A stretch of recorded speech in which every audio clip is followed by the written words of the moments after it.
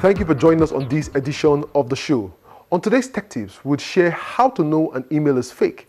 And our app of the week puts the daily Forex rate right at your fingertips. Also keep an eye for our online security and giveaway segment. This is Tech Trend, and I'm Chukwemeka Agbata.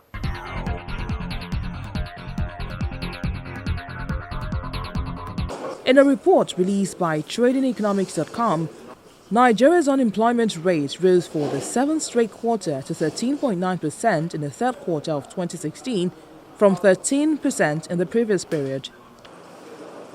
One of the major reasons for the high rate of unemployment is the result of not enough corporate jobs to go round. Michael Onobate, a startup, initially wanted to focus on addressing corporate skills, but after working for about 5 years in the corporate world, he realized that there were more people unemployed even when there were companies hiring. Michael then teamed up with Chigozie Amaregbeni to start up an online training platform called elearning.ng geared towards training artisans, because this area is yet to be effectively maximized to provide alternative job opportunities for the unemployed. According to MBSS, you have 7.8 million people within the ages of 15 and 24 that are unemployed. And if you look on and underemployed, and if you increase it to 15 to 34, you have 15 million people that are underemployed. So elearn.ng is looking at addressing that problem. So we're looking at how you can provide quality access to technical and vocational skills to people, so that instead of that paradigm of you have to be a doctor, an engineer, or a lawyer, you have people that are creating or are working in the space of fashion, they're working as vulcanizers, they're working as mechanics, and they're working at a high level. They're creating international standard products.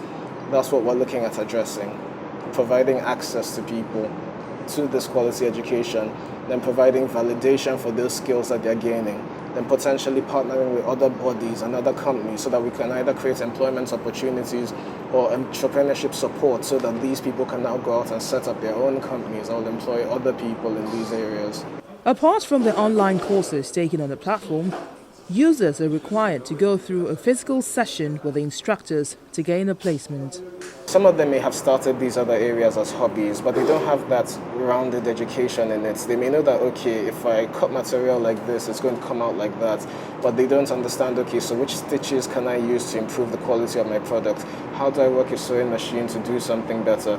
And for people who don't even have formal education, so you're basically starting from ground zero. They don't have the formal to fall back on, and they don't have the informal that they can use. So we're looking at how you can provide content that relates to people at different levels, both the people that are more exposed and more educated and the people who are coming in with nothing.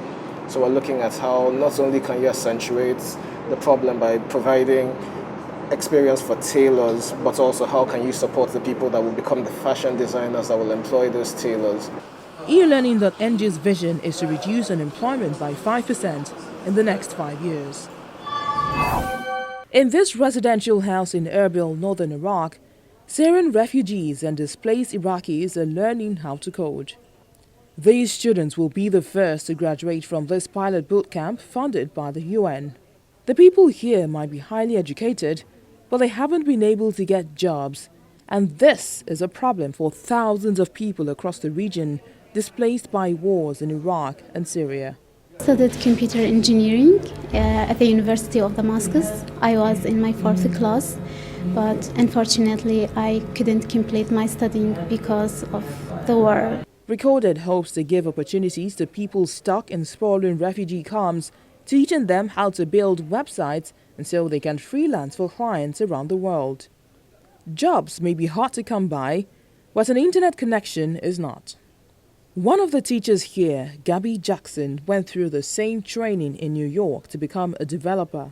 Need a computer and an internet connection, and not even a constant internet connection, just intermittent, right? You can get an assignment, be offline, work on it, get online again, push your code to your client, and that's it. English is taught here too, and there's a drive to get women through the door.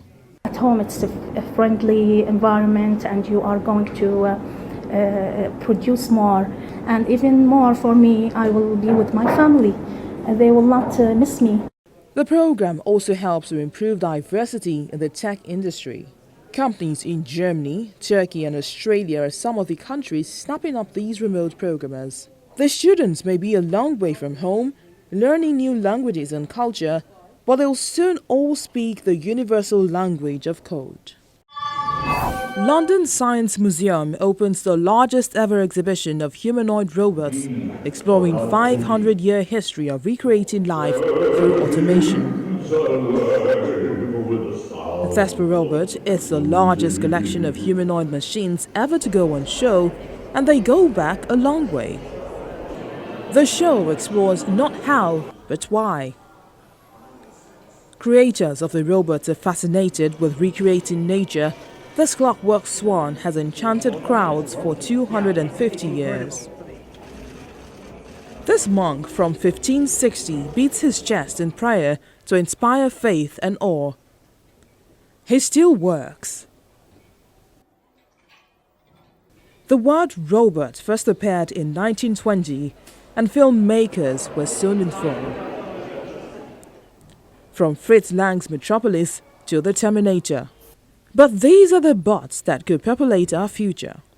Working with us in factories, caring for us, teaching autistic children how to read faces. Of what sort of relationships do we want to have with robots in the future? Because as this technology develops and becomes more prevalent, it's something that we're going to have to consider as a society as a whole and make these decisions before the technology really gets there. Realistic humanoids stir an instinctive emotional response. But there are things the most advanced robots can only impersonate. Just because I was human that I could be kind of human if I only had a heart. Robot thespian's personable, but there's an actor behind that screen. We can't build robots with high hopes and dreams of their own, but their existence says much about ours.